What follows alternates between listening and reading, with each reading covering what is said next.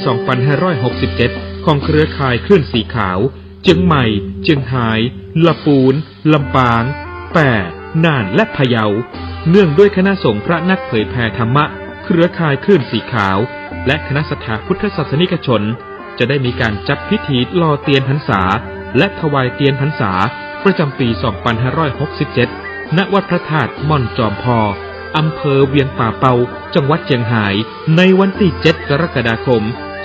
2567 เวลา 9 นาฬิกาเป็นต้นไปในงานมีพิธีหล่อเทียนพรรษาจำนวน 9 เล่มและถวายตาลจำนวน 15 วัด 15 เล่มเรียนเจิญเป็นเจ้าภาพถวายปัจจัยวัดละ 1,500 บาทถวายภัตตาหารเพลนพระสงฆ์จำนวน 19 โต๊ะโต๊ะละ 1,000 บาทติดต่อร่วมทำบุญได้ที่พระครูปฏิภาณธรรมถินหรือตู้ลุงดอยโทรศัพท์ 086-181-0423 บัญชีธนาคารไทยพาณิชย์เลขที่บัญชี 545-256-7959 ชื่อบัญชีพระครูปฏิภาณธรรมถินหลังจากทำพิธีหล่อเทียนพรรษาเรียบร้อยแล้วจะนำไปถวายวัดต่างๆจำนวน 9 วัดในพื้นที่ภาคอีสานในวันที่23 ถึง 25 สิงหาคม 2567 โดยจะออกเดินทางในวันที่23 สิงหาคม 2567 เวลาตี 4ในโอกาสนี้จึงขอเชิญชวนพุทธศาสนิกชนทุกท่านได้ร่วมพิธีหล่อเทียนพรรษาและร่วมอนุโมทนาบุญไปด้วยกันเพื่อส่งเสริมพระพุทธศาสนาและวัฒนธรรมประเพณีอันดีงามต่อไป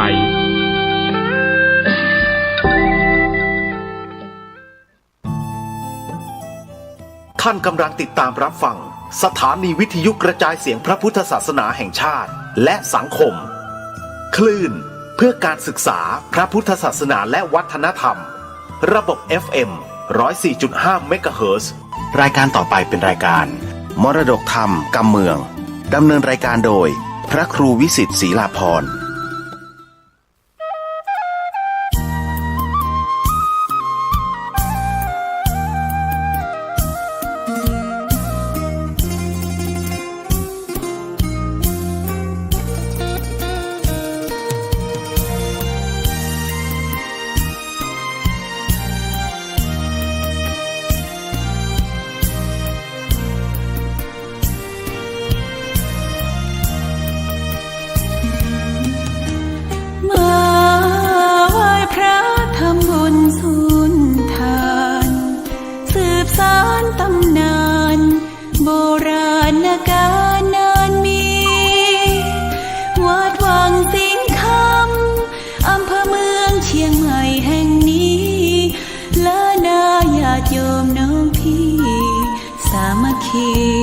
รวมทานรวมทุน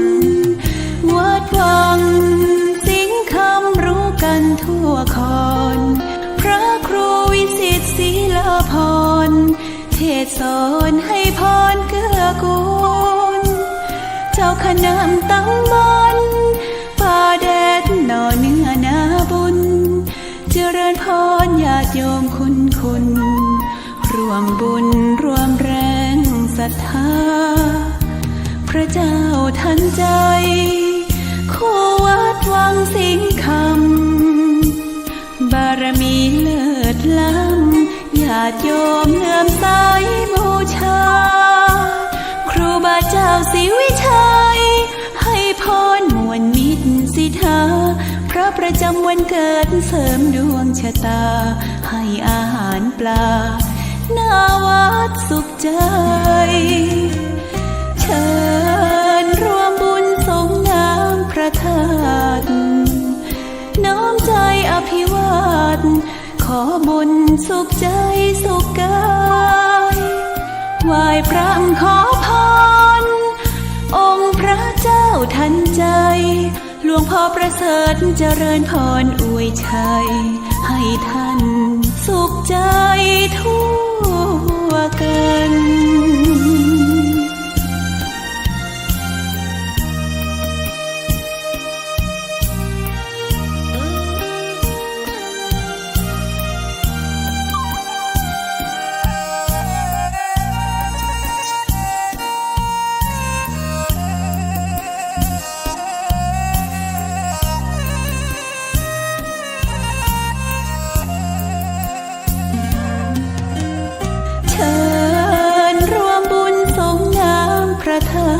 ทน้อมใจอภิวาทขอบุญสุขใจสุขกายไหว้พระขอพรองค์พระเจ้าทันใจหลวงพ่อประเสริฐเจริญพรอวยชัยให้ท่านสุขใจทั่วกัน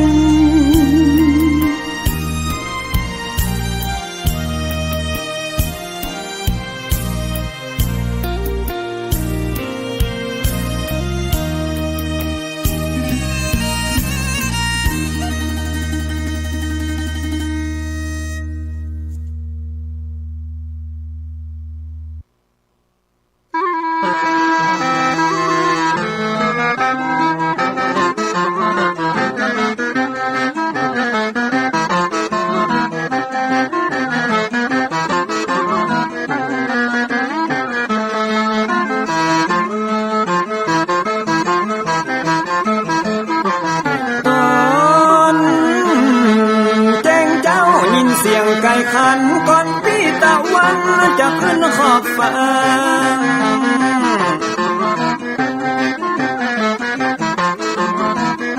จะหันแสงทองทอแสงเจิดจ้าจัดการล้างหน้าอาบน้ำแต่งตัววันเริ่มต้นใหม่อย่าได้วันกลัวอย่าได้ขุ่นมัวกังวลโศกหอน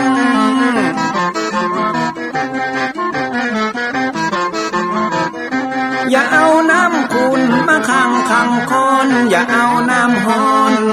มาลวงหัวใจฮ้อนอ้วมอารมณ์ขุ่นคองตอนรับวันใหม่นี้น้องของได้น้อมเอานำทำคำสอนของพระชินวรประเสริฐเลิศล้ำ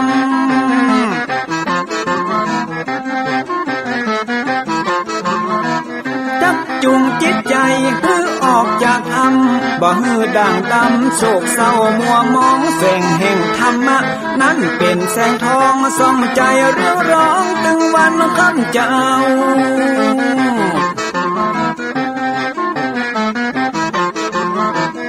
เอาศีลมานำเอาธรรมมาเฝ้าเพื่อจิตใจเฮาจุงเย็นฝ่าฟันทุกเห็นต่อไปหน้าจะบ่ไหววันแต่เนิ่นเจิญพี่น้องมาฟังรายการธรรมะเบิกบานตอน6 โมงเจ้า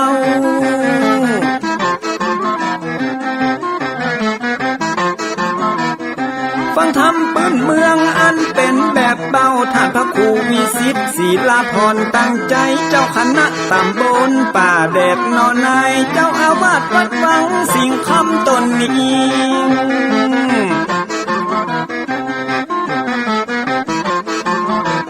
อนุรักษ์ของเก่าล้านนาก่อนกี่คือลูกหลานเฮาตีเกิดมาด้วยกันรักษาของดีเก่าเกลือได้อยู่กู้ถิ่นล้านนา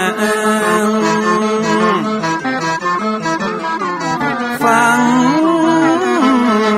ทำแล้วของแผ่วจิตใจเหมือนป่าอยู่ในนาทีนั้นนาม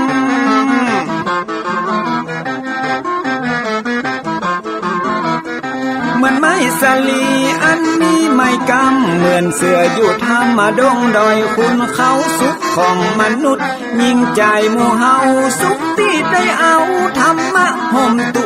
ม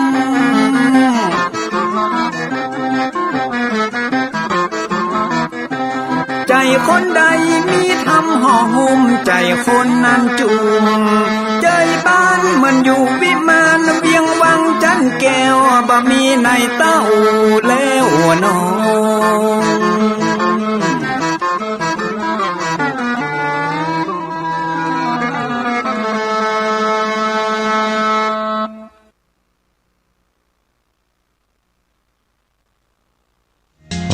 ยกมือ10 นิ้ว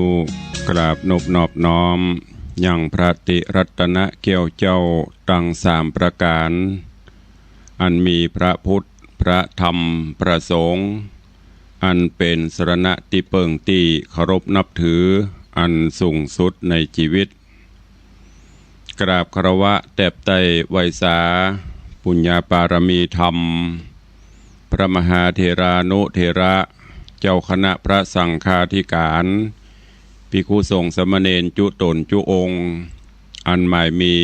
พระเดชพระคุณหลวงปู่พระเทพโกศลติปรึกษาเจ้าคณะภาค7เจ้าอาวาสวัดศรีโสดาพระอารามหลวงตำบลสุเทพอำเภอเมืองจังหวัดเชียงใหม่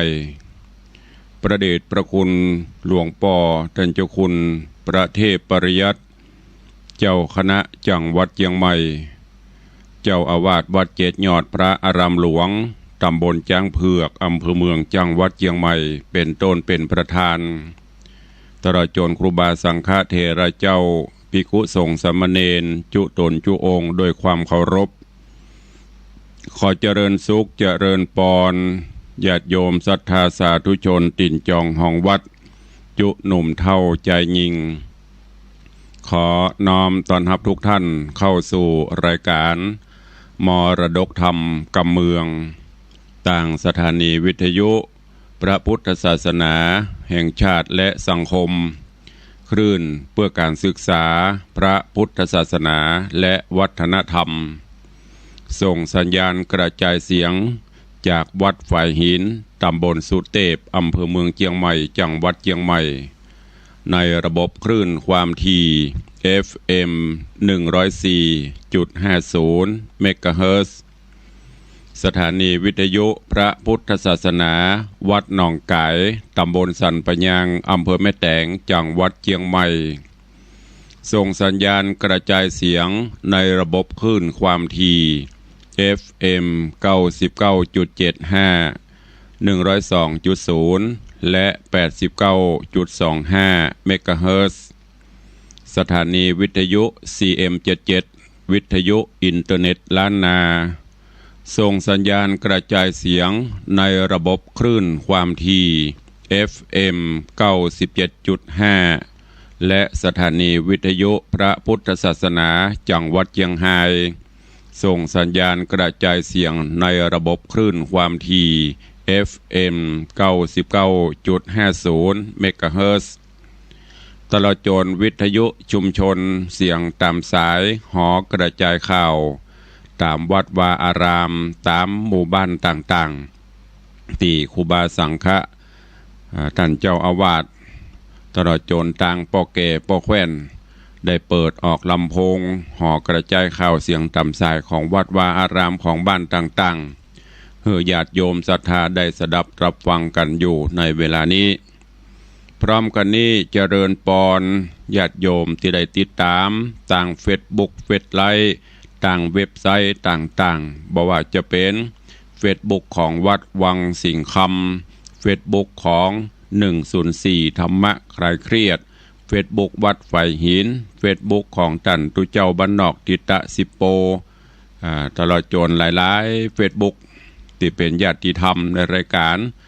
ได้ฟังแล้วก็ได้กดแชร์กดไลค์ส่งต่อๆกันไป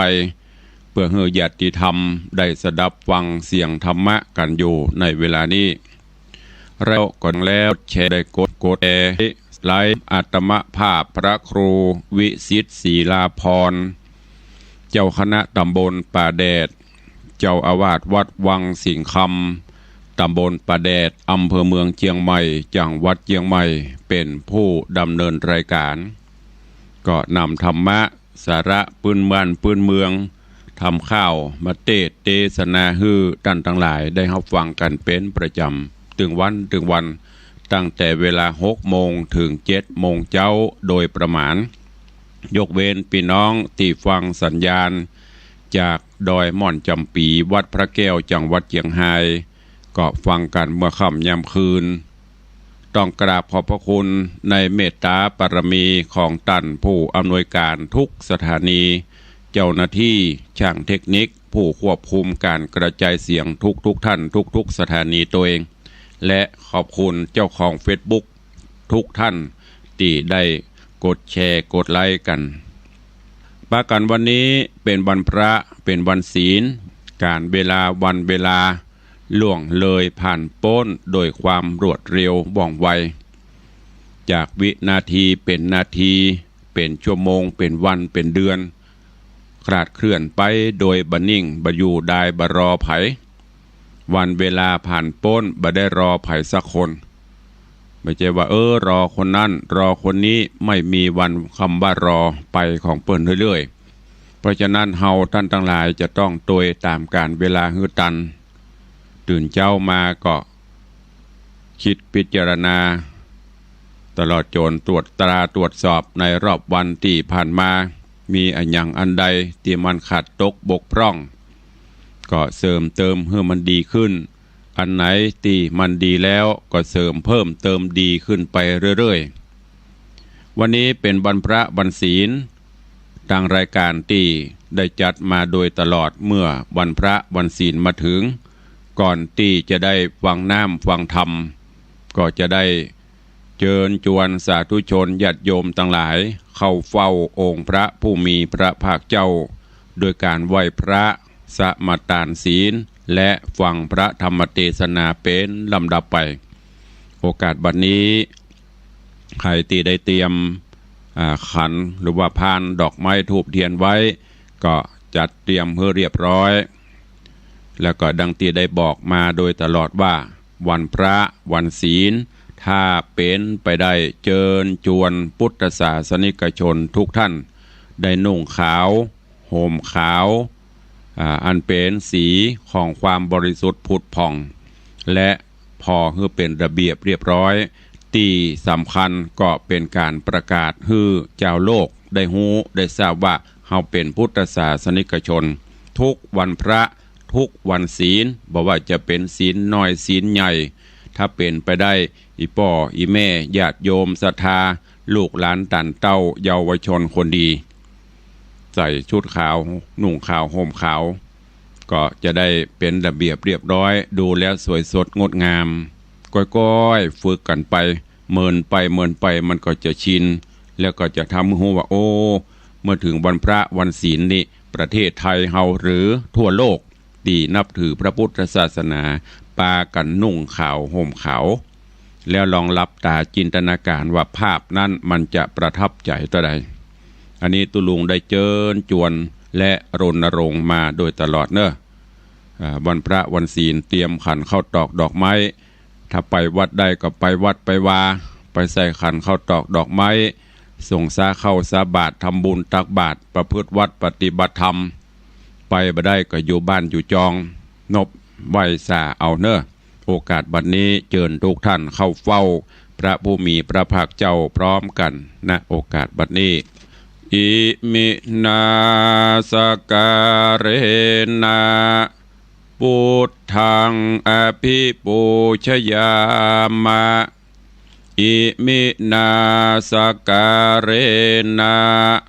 ธัมมังอภิปูชยามะอิมินาสการเรนะสังฆังอภิปูชยามะอะระหังสัมมาสัมพุทโธภควาพุทธังภควันตังอภิวาเทมิสวากขาโต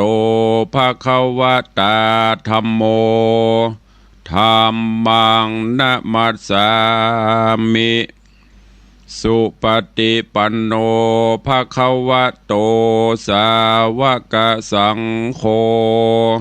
สังฆังนะมามิหันธรรมยังพุทธัสสะภควโตบุพพาคณมกาลังกะโรมะเสนะโมตัสสะภะคะวะโตอะระหะโตสัมมาสัมพุทธัสสะนะโมตัสสะภะคะวะโตอะระหะโตสัมมาสัมพุทธัสสะนะโมตัสสะภะคะวะโตอะระหะโตสัมมาสัมพุทธัสสะ อิติปิโสภะคะวาอะระหังสัมมาสัมพุทโธวิชชาจรณะสัมปันโนสุขโตโลกวิทูอนุตตโรปุริสะธรรมัสสารถิสัทธาเทวมนุษย์สานังพุทโธภควาติสวากขาโตภควตาธัมโมสันทิฏฐิโกอากาลิโกเอหิปัสสิโกโอปนะยิโกปัจจตังเวทิตปโปวินยูหิติสุปฏิปันโนภควโตสาวกสังโฆอุชุปฏิปันโน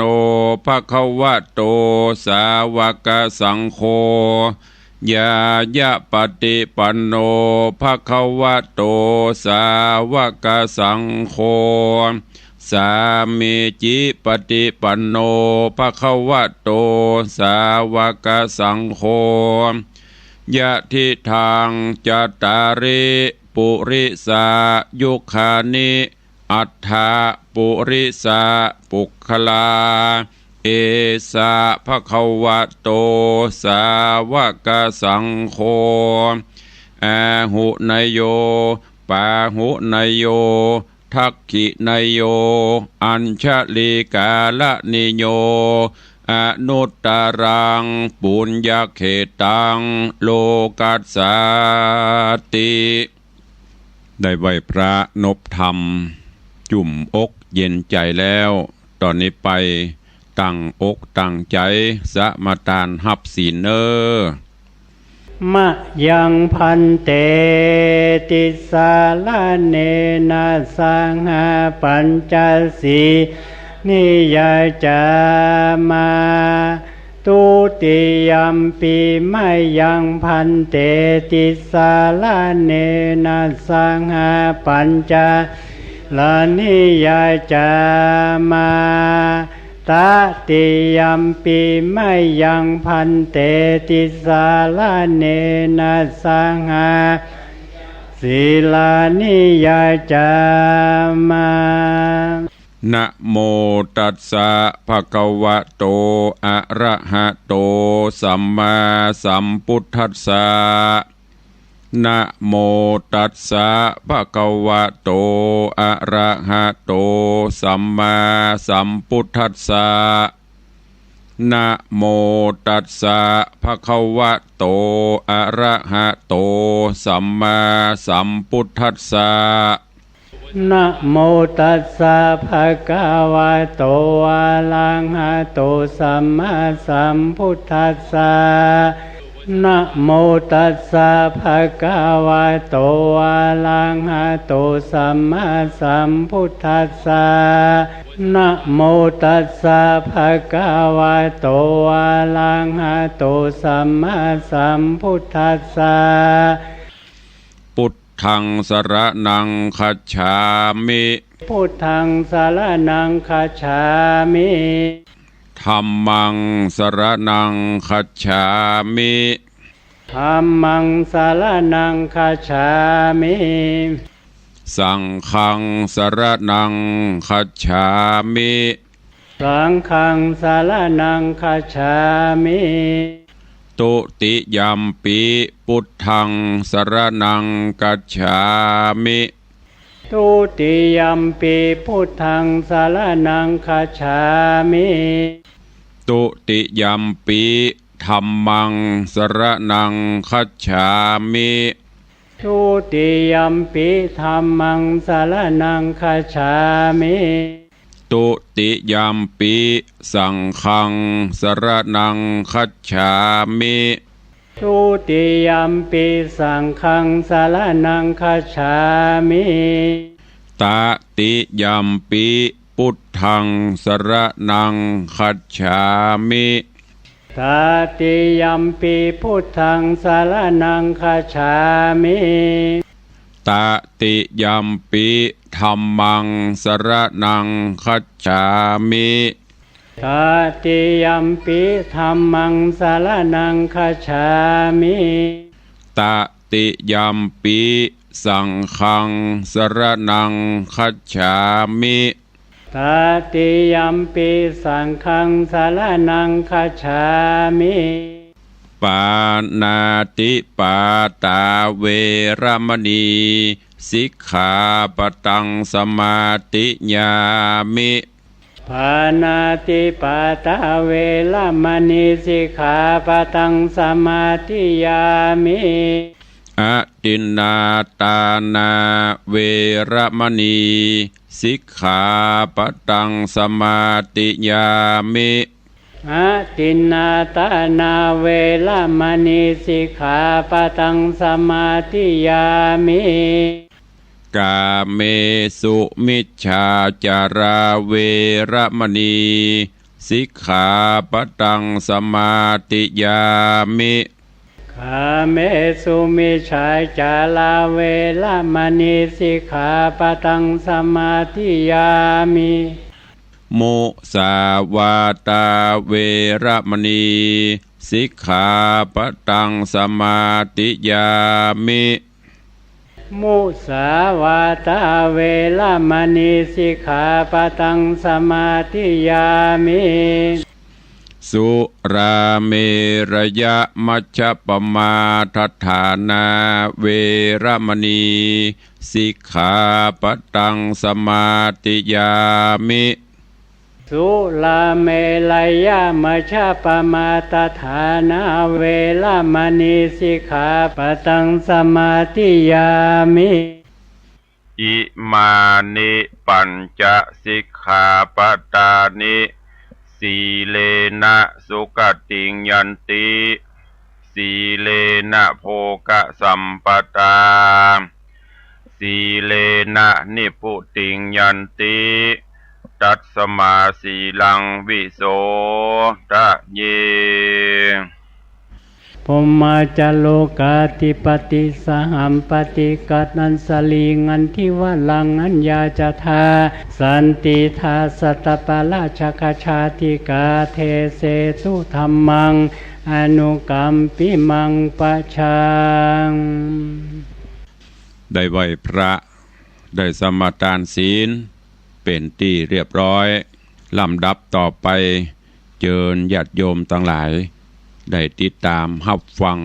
ธรรมเทศนาปื้นเมืองเหนือว่าจะเป็นจะได้ก็เจิญทุกท่านตั้งอกตั้งใจฟังณโอกาสบัดนี้นะโมตัสสะภะคะวะโตอะระหะโตสัมมาสัมพุทธัสสะโปธิสัตโตปันนะส่วนโปธิสัตตนองค์อาจบ่ไม่มาดเครื่องกายินขุนนายักเท่าขัดนิ่งเล่าในใจจี้มือไปบ่จะฮื้อยักกล้าขึ้นมายักปลายศใหญ่ก็ลุกได้ตันใจมันเรียวใบลุกขึ้นเอาตีนตื้อปื้นดินดอนแผ่นดินครอนไหววันสตานสันดงดานจากกำหารตั้นต่อด่าเจ้าหนอมุนีว่าดูราใจกาลีหยาบจ้าจุงรีบฆ่ากูตายมึงอย่าหมายกึดไฟฮือกูไว้วันตากูมอลัดนาความนาผาเสิดกว่าเหลือหลายกูบ่หมายจักอยู่ฮื้อคนอู้เตือนขวัญกูขอพันบังเกิดเอากำเนิดวันโลนจากเฮียนกูลองอาจมาฝากฟาดมึงตายเจ้าบุญผายยอดซอยได้ยินถอยสาบานอันยักใจหานหยาบจ้าหากห้องด่าเหลือใจจีนี้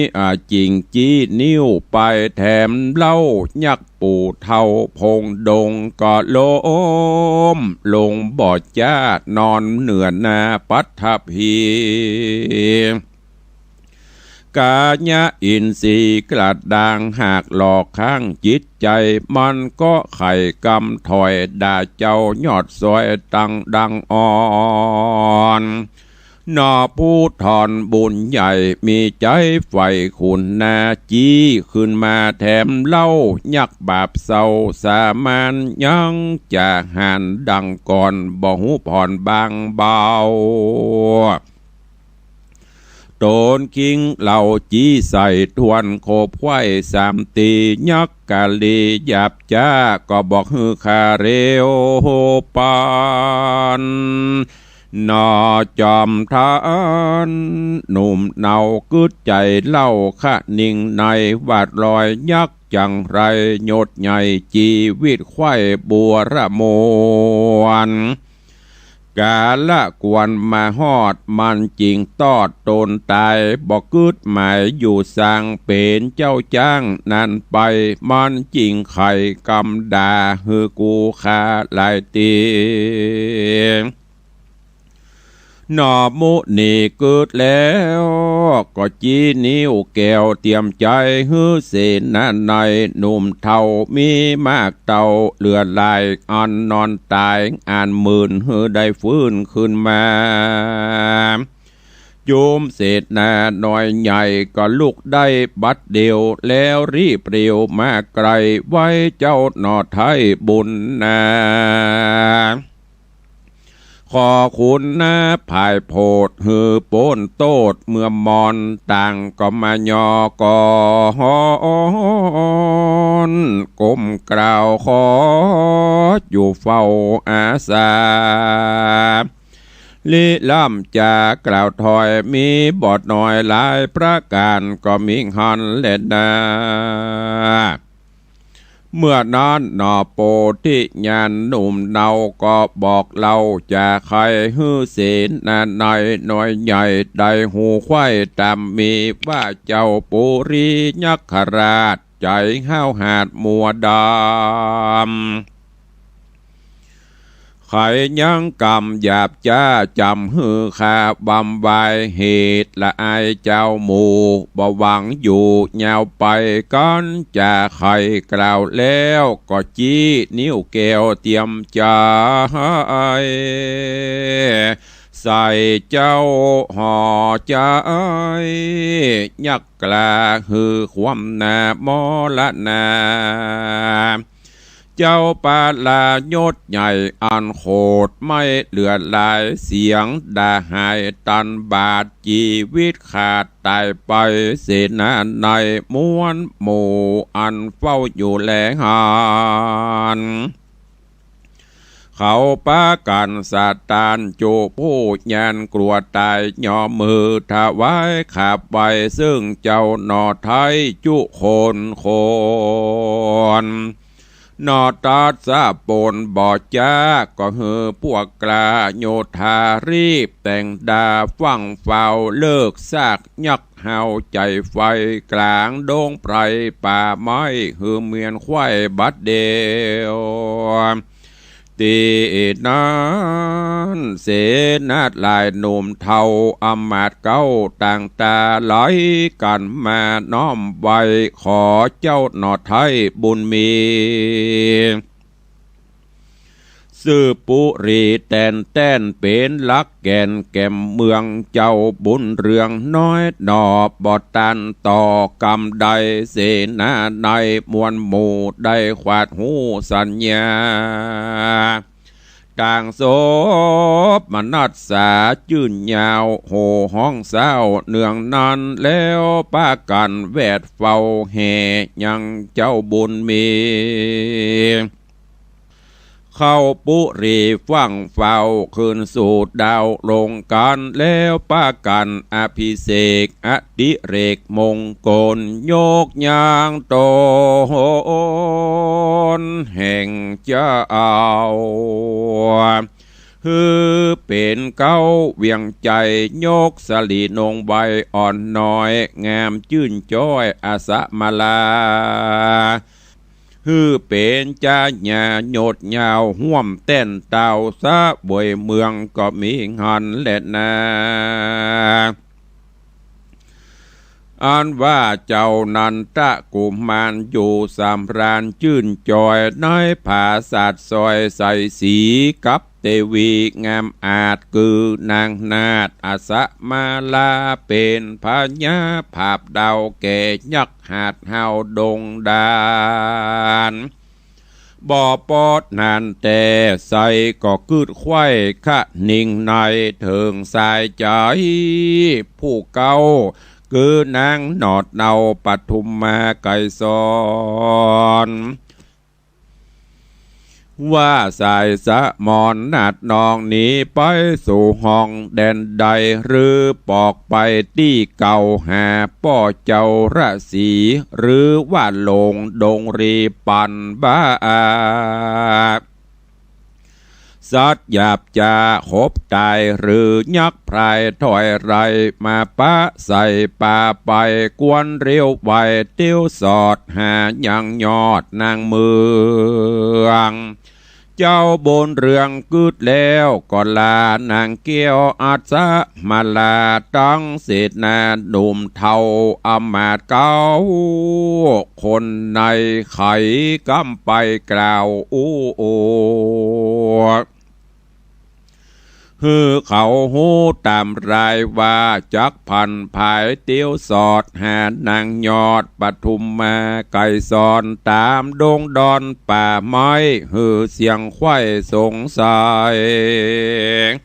จากเรียวไปไวปอกเต่ามาตีเก่าเรียวปันแล้วไข่ปันกล่าวถอยฮือนางยอดซอยเตวีดังเสนาบดีอุปราชและอำมาตย์ต่างตาอยู่รักษาเมืองใหญ่ฮือไพร่ไตเจยบานการมีราชองค์การกล่าวแล้วเจ้าตนแก้วหนอมุนีก็สวาดมนต์ดีบอดจาสะย่องขึ้นฟ้าเรียวปันเปือภายพันไปสู่ยังที่อยู่ราศีเนาะพระนางป้อนางบุญมีหนอดเดากลางป่าเศร้าหิมปานก็มิงฮอนและนา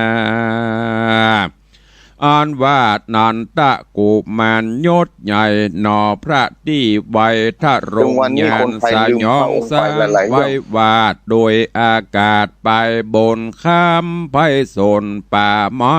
ตั้งดอยใหญ่ผาจาน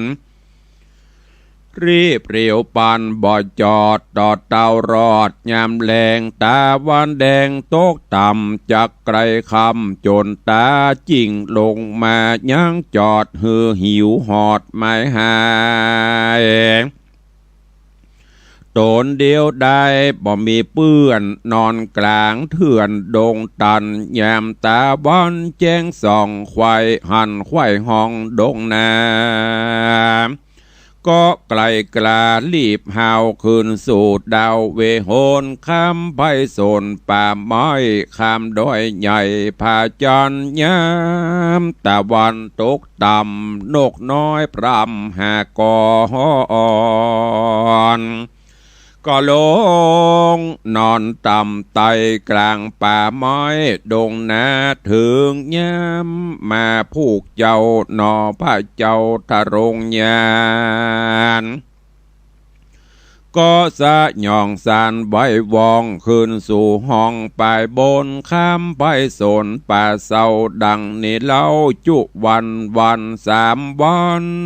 ตันครบจอดเจ้าหน่อยยอดบุญภายกึดใจหมายว่าไปไวซึ่งต้านไทยราศีตนวัดดีองค์อาจปอดนางนาฏปทุมมาไก่ซ้อนลวดหลงดงดอนป่าไม้จำบ่ได้แดนได้กึดในใจคืนลองบ่แจ้งปรองดงนาย้อนเทวดาป่ากวางหากแต่งสั่งปันบันดนหือนอทะสปนยศใหญ่หลงป่าไม้ดงตาลก เกิดบ่หันแจ้งส่องบ่หูจ้องตั้งไปหนอจอมไต้ยศใหญ่ใจปันไม้เวโวน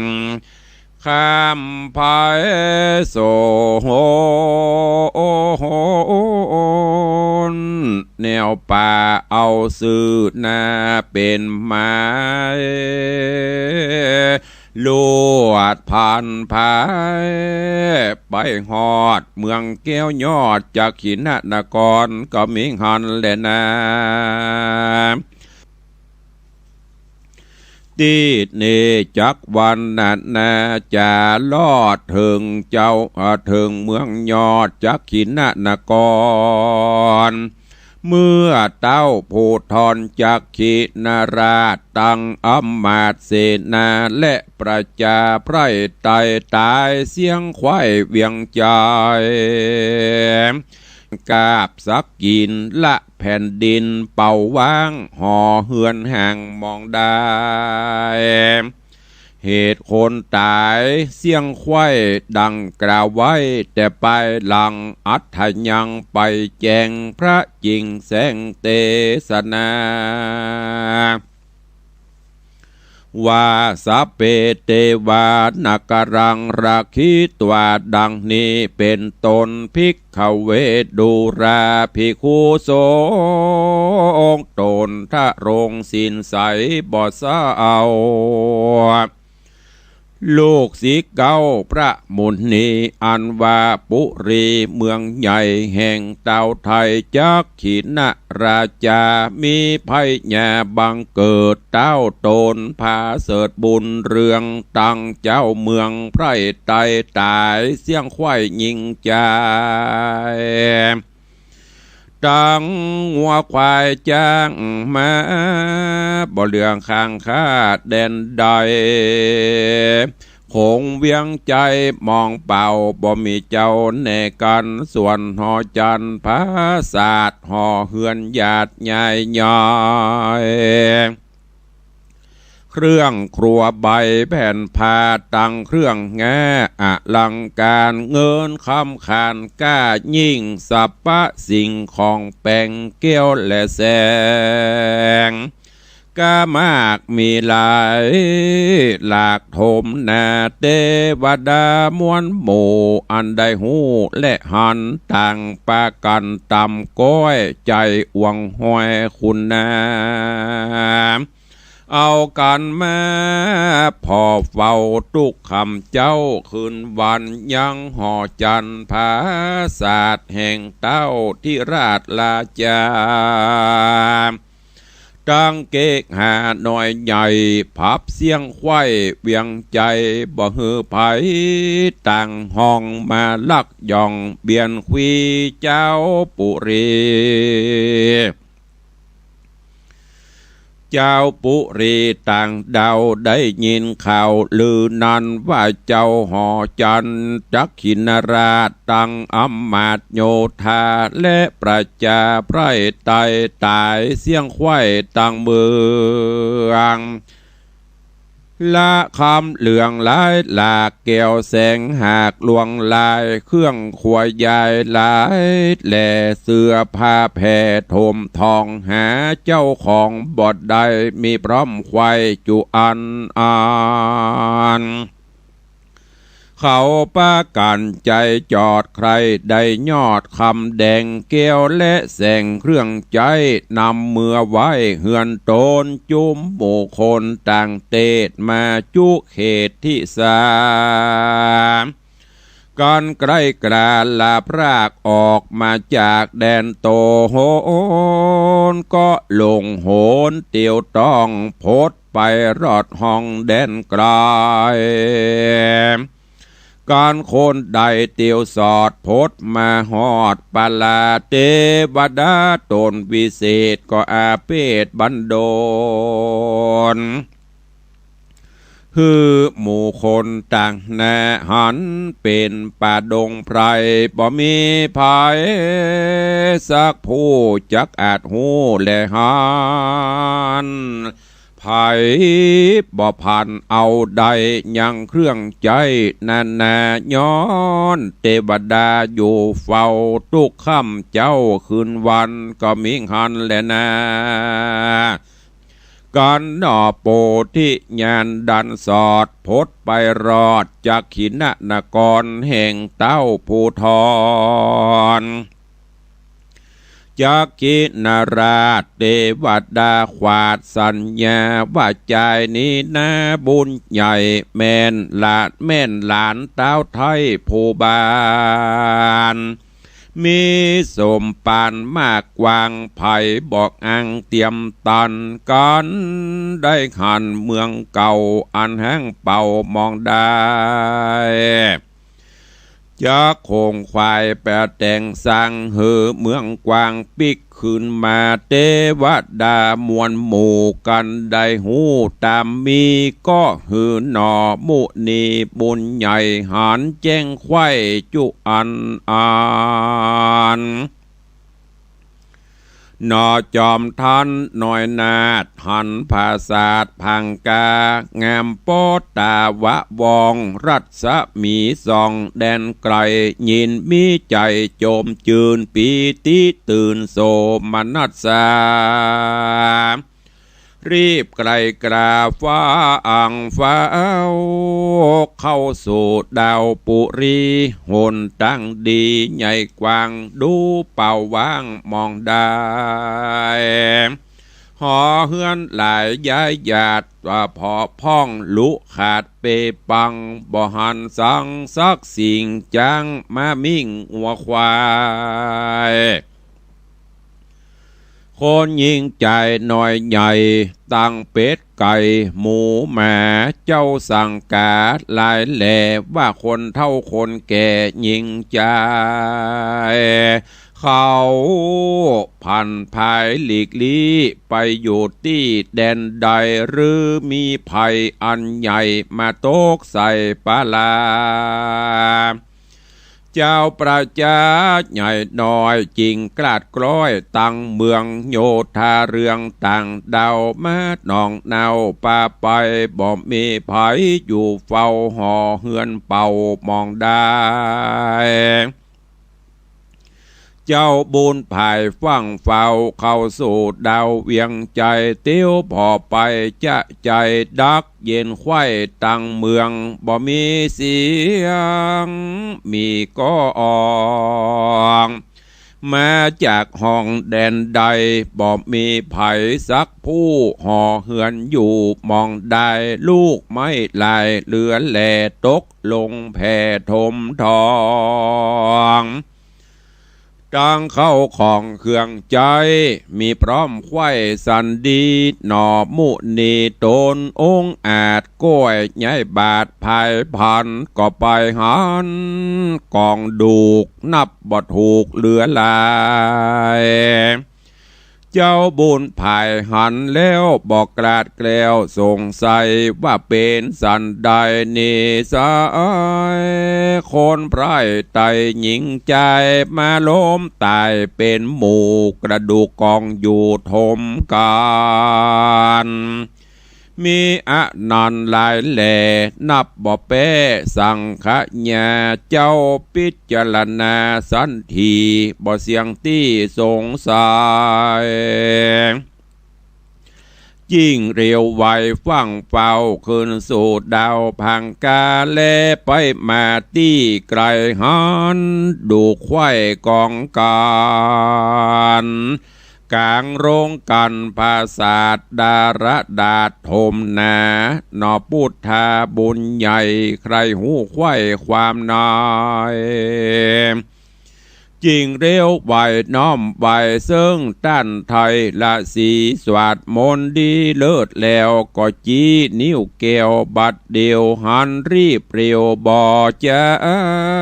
เกิดต่อหน้าตันตา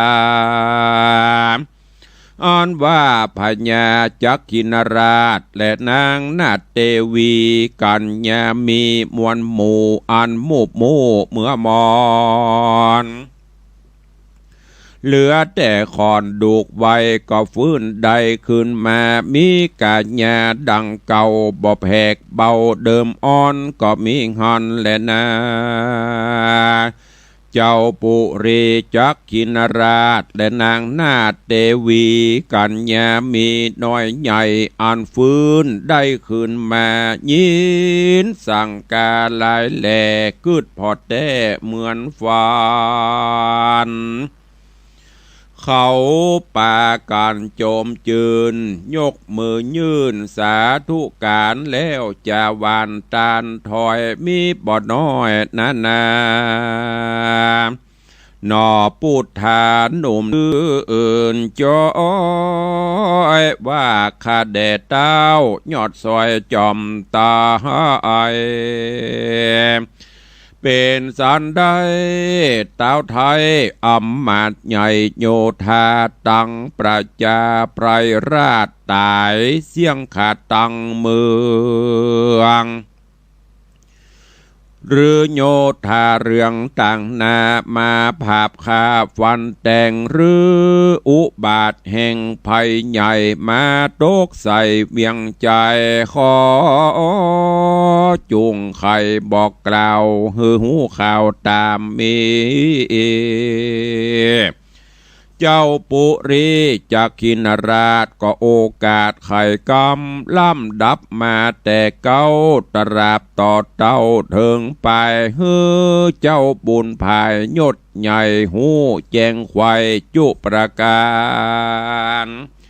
แล้วจะหวานต้านต่อถามเจ้าหนอมุนีว่าดูราเจ้าบุญมีหนุ่มเนางามบ่เศร้าเปิงแปงฤทธิแรงองค์อาจเจ้าน้อยนาดชื่อว่าสันได้อยู่เมืองไกลหรือไกลเป็นลูกเต้าไทยหรือลานพญาสันได้จะเตี้ยวสอดโพดมาหอดเมืองเฮาอันมองเงาเปล่าวางคนบ่อข้างเตียวดินหรือเป็นขุนอินเจ้าฟ้ากลับเป็ดนาลงมาขอคุณนากล่าวจี้ฮือเสียงที่สงสัยนอจอมไตหนุ่มเนาก็บอกเล่าปันมาโดยปริยายหลายแหล่บ่เวียนแว่บทได้ฮือเจ้าห่อใจยศใหญ่หูแจงควายจูประการก็มีหันแลนานิติตังขีญาสังวันนันนาวิเศษจาห้องเหตุอย่างธรรมเทศคำสอนเรื่องจำป่าสี่ต้นตอนตี35ก็บังกรมสมเด็จสเด็จก็จบไปแฮมตอนหนึ่งในเรื่องราวของจำป่าสี่ต้นซึ่งเนื้อหาเรื่องราวในตอนนี้หลังจากที่โพธิสัตว์เจ้าเสาะหาแม่น้องไก่สอนปทุมมาจนเดินตาเดินตังเข้าสู่ยังเมืองยักษ์ซึ่งพญายักษ์พันธเวศตีได้ไปลักปลาเอาปทุมมาไก่สอนมาไว้บ้านไว้เมืองตอนนี้ปทุมมาไก่สอนหายแซบไปละ ไปอยู่ปอฤาษีป่นมาหันก็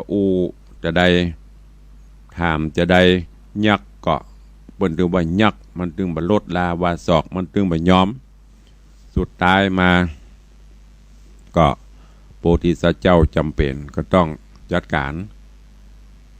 เสกเป่าคือลูกสมุนยักษ์ทั้งหลายปิกฟื้นคืนมาแต่พันธเวศยักษ์บัยินบัยอมบักแข่งกระด้างก็เลยต้องตายเมื่อพันธเวศยักษ์พญาตายไปแล้วต่างเหล่าเสนายักษ์ทั้งหลายอำมาตย์ยักษ์ทั้งหลายก็เลยขอกราบทูลฮื้อโพธิสัตว์เจ้า นันทกุมารได้เป็นเจ้าบ้านเจ้าเมืองยักษ์แตนแล้วก็ยื่นยงยกยังอัศมาลาที่มาเกิดอยู่ในดอกแล้วก็พญายักษ์เก็บมาเลี้ยงนะคือเป็นสีภรรยาอยู่ตัวกันด้วยความสุขบานบั่นใจตัวนี้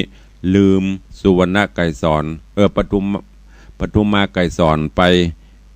ชั่วครั้งชั่วคราวอยู่ตัวกันไปสัก2-3 เดือนกะปีกันเนี่ยก็เริ่มหวนกึดละแล้วเมียเฮามีไหนปทุมมาไกรสอนไปอยู่ที่ไหนต่างใดนี่กึดจะได้ก็เลยขอลาอย่างอัสสะมาลาแล้วก็หมู่บริวารพวกพ้องในเมืองยักษ์ปี้จะขอลาไปเสาะหาสีภริญาเปิ้นบอกเปิ้นอู้กันเนี่ยเปิ้นฟังกันหรอเปิ้นตูหูเปิ้นตูบอกว่าเปิ้นมีเมียมาก่อนละอัสสะมาลากับบ้านหยังเนี่ยอันนี้ก็เหมือนกันนะจุดนี้ญาติโยมทั้งหลายบ่หวงบ่หึงบ่ขางมีเหตุมีผลอู้กันต่างอัสสะมาลาก็บ่ขัดข้องเป็นอย่างเจ้าปี้เมื่อปี้มีความประสงค์จำนงหมายจะก็ตามใจตามพระทัยปีเตอร์หากแม้นจุดประสงค์จำนงหมายปี้สำเร็จแล้วได้พบได้ปะกันแล้วข้าน้องก็ขอน้อมเอิญเจิญให้ปี้เนอปิกมาบ้านมาเมืองเฮานี้เมื่ออู้จาหูเรื่องกันแล้วโพธิสัตว์เจ้านันทกุมารก็ล่ำราแล้วก็เดินทางเพื่อที่จะไปเสาะหาในระหว่างทางก็กินผลหมากหลากไม้ชมนกชมหนูไปใจก็คือว่าปทุมมาไกรสอนไปอยู่ที่ไหนจ้าก็ว่าปิกไปหาพ่อฤาษีปุณละบุหูใจหนึ่งก็ใครไปปุณละแต่เทวบุตรเทวดาอาหัก ได้โดนจิตโดนใจคือโพธิสัตว์เจ้านันทกุมารเนี่ยปุ่นเดินทางไปยังเมืองจักขินะนครอันเป็นเมืองของป้าอุ้ยจำได้ก่อที่เปิ้นที่หุงมาไล่ซับที่พญาจักขินะนครเอาแม่เข้าไปยัดในกล่องนั่นน่ะ เนี่ยกำลังไปถึงปุ่นแล้วก็ไปหูไปหั่นปกติเทวดาเปิ้นจะบื้อไปหั่นไปเตียวพันไปก็หั่นเป็นโคเป็นปลาเพราะกลัวเขาไปเอาแก้วแหวนเงินคำแสนจริงที่มันลบล้างถ่อมกองโกดนะเปิ้นบื้อหันแต่โพธิสัตว์เจ้านันทกุมารเป็นนอนเนื้อเชื้อไขเป็นลูกเป็นหลานเป็นเจ้าของอีเด้อเปิ้นก็เลยเปิดม่านฮือหันผาศาสตร์แก้ววิมานคำที่มีสภาพสุดโทรมมีแก้วแหวนต่างๆโพธิสัตว์เจ้าก็เข้าไปพ่อไปก่อยอย่างป้อมมีคนอยู่นี่กระดูกกองโกดนี่เมืองนี้เป็นไอ้อย่างเกิดขึ้นกับเมืองนี้พอไปหั่นกระดูกกระเดี่ยวอย่างต่าง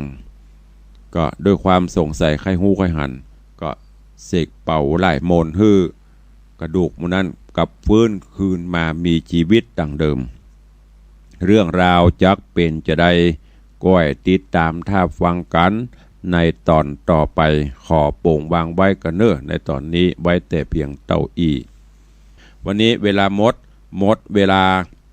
ขอนำรายการจากญาติโยมศรัทธาไปก่อนเนาะอยู่ดีมีสุขเหมือนกันจุโตนจุองค์จุผู้จุคนเนอจัตตารโอธรรมาวัตันติอายุวันโนสุขังภะละ